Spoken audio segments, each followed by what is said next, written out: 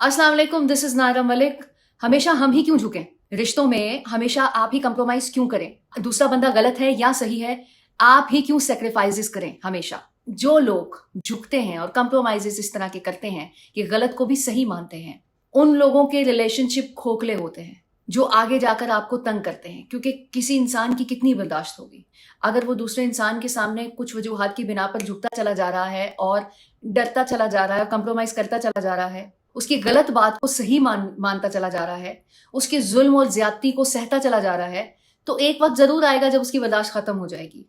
और जो रिलेशनशिप बहुत बुरे तरीके से किसी नहज पे जाके टूट जाते हैं, खत्म हो जाते हैं, उनके पीछे यही वजूहत होती हैं। इसलिए ये व्लॉग उन लोगों के लिए है जो कि कंटिन्यूसली अपने रिलेशनशिप को अच्छा चलाना चाहते हैं और जो अपनी कमजोरी आप शुरू में दूसरे इंसान के हाथ में देते हैं क्योंकि आप नहीं झुक रहे होते, वो आपको झुका रहा होता है। तो आज के व्लॉग में मैं आपके साथ कुछ ऐसे पॉइंट्स शेयर करने वाली हूँ, फॉर्मूला शेयर करने वाली हूँ जो कि आपके लिए बहुत ज्यादा बेनिफिशियल होंगे, जिनको अप्लाई करके आप अपने रिलेशनशिप को इक्वालिटी पे चला सकते हैं और लॉन्ग लास्टिंग चला सकते हैं। सबसे पहले ये देख लेते हैं कि एक इंसान झुकता क्यों है। जो इंसान झुक रहा होता है उसके दिल में या तो मोहब्बत छिन जाने का डर होता है, उस इंसान के दूर जाने का डर होता है, उसके हिस्से की मोहब्बत किसी और को ना मिल जाए, ये भी एक खौफ होता है, दूसरे इंसान की तवज्जो ना हट जाए, दूसरे इंसान का फोकस उसके ऊपर से ना हट जाए, इसीलिए वो उसकी हर गलत बात को मानता चला जाता है। रिश्ता खराब ना हो जाए, टूट ना जाए, जिसकी बेस पे आप दूसरे इंसान की गलतियों को मानते चले जाते हैं। अब इससे पहले कि इस प्रॉब्लम के हल की तरफ आऊं, पहले मैं उन लोगों को ये बावर करवा दूं कि मैं कंप्रोमाइज करने के खिलाफ नहीं हूं, कंप्रोमाइज करने के तरीकों के खिलाफ हूं। अगर आप किसी की गलती को गलत नहीं जानेंगे और उसको ये एहसास नहीं दिलाएंगे कि वो गलत कर रहा है, तभी रिश्ते आगे जाके खराब होते हैं। हमारा जो पैटर्न है उसमें गलती को गलत नहीं बताया जाता। जो लोग झुकते हैं वो तो बहुत ज्यादा झुक जाते हैं, जो लोग नहीं झुकते वो उस गलती को बावर करवाने से ज्यादा रिश्ते को खत्म करने पे फोकस रखते हैं, जिसकी वजह से रिलेशनशिप खराब होते हैं, जबकि ऐसा नहीं करना होता। अगर कोई काम गलत हुआ है तो वो गलत हुआ ना, उसका रिश्ते को खत्म करने से कोई ताल्लुक नहीं होता कि अब तो मैं तुम्हारी शक्ल नहीं देखूंगा और खत्म कर दूंगा। ऐसा कुछ नहीं करना। नंबर वन, अगर आपको किसी मैटर में लगता है कि आपकी गलती है और दूसरा इंसान आप पे चढ़ाई कर रहा है बातों बातों में और किसी तरह से आपको झुकाने की कोशिश कर रहा है, तो आप मान लीजिए, तो फिर उसके पास मौका खत्म हो जाएगा आपको मजीद एक्सप्लॉइट करने का, अगर कोई कर भी रहा है तो। जब आप किसी के सामने एक्स्ट्रा ऑर्डिनरी झुकते हैं और उसकी सारी गलत चीज़ों को मानते चले जाते हैं, तो एक चीज़ जो कि आप बहुत ज़्यादा कंप्रोमाइज़ कर रहे होते हैं वो होती है आपकी सेल्फ रिस्पेक्ट। याद रखिएगा, जब सेल्फ रिस्पेक्ट के बारे में आप नहीं सोचेंगे तो दूसरा क्यों सोचेगा? सेल्फ तो है ही सेल्फ। इसीलिए खुद आपको ये सोचना पड़ेगा कि आपकी सेल्फ रिस्पेक्ट क्या है और आप क्या हैं, आपका वजूद क्या है। और अपनी सेल्फ रिस्पेक्ट का सबसे पहला जो स्टेप होता है वो यही होता है कि अपनी इज्जत बरकरार रखनी है। बात तो तब होगी। दूसरा इंसान डोमिनेटिंग है और आपके ऊपर एक इजारादारी उसने कायम की हुई है, तो उसकी कुछ वजूहात होती हैं।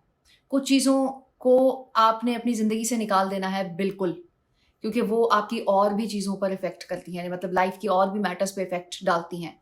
जब भी किसी के साथ मिलना है, अपने past experiences, bad past experiences share नहीं करना है, वो खुद के साथ भी नहीं करना है। उसकी रीज़न ये है कि जब आप ऐसे एक्सपीरियंसेस दूसरे इंसान के साथ शेयर करते हैं तो वो नेगेटिव वाइब्स क्रिएट होती हैं। और अगर कोई ऐसा एक्सपीरियंस होता है जिसमें आप हारे हुए हैं या जिसमें आपको किसी ने कोई धोखा दिया है या कोई ऐसी प्रॉब्लम रही हो, तो दूसरा इंसान ये समझ लेता है कि इसके साथ एक दफ़ा हो चुका है तो वो दूसरी दफ़ा शायद ट्राई कर ले, तो आप एक्सप्लॉइट करने का मौका खुद देते हैं अपनी कुछ आदत की वजह से। पॉइंट नंबर 4, रिलेशनशिप में आपने अपने रिलेशन को किसी के साथ कंपेयर नहीं करना। जिस वक्त आप अपने आप को किसी और रिलेशन के साथ, किसी और रिलेशनशिप, किसी और अपनी दोस्त मियाँ बीवी की एग्जांपल दे रही हैं कि जी वो तो बहुत ज़्यादा उसका ख्याल करता है, उसको बहुत ज़्यादा शॉपिंग कराता है, तो एक्चुअल में ये एक हासिद की निशानी होती है। कहीं ना कहीं हसद आपके अंदर होता है कि भाई उसके पास है, मेरे पास क्यों नहीं है। जो तो दूसरा इंसान होता है, जो आपका पार्टनर होता है, वो आपको उसी तरह से ट्रीट कर रहा होता है कि भाई ये दूसरों को देख के इस तरह से इंप्रेस हो रही है या हो रहा है, तो या इंप्रेस हो रही है या फिर उसके बारे में सोच रही है, तो इसकी अपनी तो कोई सोच नहीं है। तो ये चीज़ भी आपको बहुत ज़्यादा डाउन करती है और दूसरे को आपके ऊपर इजारादारी कायम करने में मदद देती है। तो ये नहीं करना आपने। दूसरे को आप डेफिनेटली आप अपने से अच्छा समझते हैं, इसीलिए आप उसकी बात मानते चले जा रहे हैं। हर इंसान दूसरे इंसान के बराबर है, उसकी काबिलियत ज़्यादा हो सकती है क्योंकि उसने दिमाग ज़्यादा इस्तेमाल किया है, तो सो व्हाट। तो जब आप किसी को अपने से बरतर समझेंगे तो तभी उसके सामने झुकेंगे। तो इस चीज़ को जानने के लिए मेरे बहुत से व्लॉग्स हैं, यूट्यूब पे जाके आप देख सकते हैं पर्सनालिटी बिल्डिंग में, और जो आपको सपोर्ट करेंगे। लेकिन अभी जो मैं आपको बताना चाह रही हूँ वो ये कि आपने इस चीज़ को जहन में रखना है कि आप की पर्सनालिटी किसी से कम नहीं है। ऐसी चीज़ें जिससे आपको लगता है कि दूसरा इंसान आपसे बेहतर है, तो आप अपने अंदर चीज़ें वो ढूँढिए जो आपको बेहतर बना सकती हैं। दूसरे इंसान को बिल्कुल ज़हन से निकाल दें और अपनी ख़ुसूसियात को किस तरह से नुमाया करना है, किस तरह से पॉलिश करना है, वो फ़ोकस करने के लायक है।